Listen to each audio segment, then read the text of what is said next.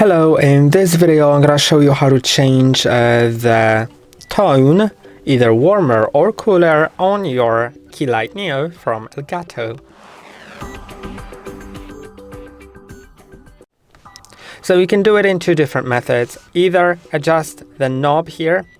If the knob doesn't adjust the warmth, instead it adjusts the brightness, just click on the knob first. It should flash 2 times. Then you can adjust the warmth.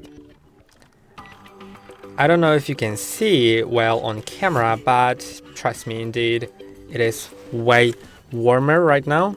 As you can see, it produces some warm light. And if I change it to cooler, then it produces the cool light.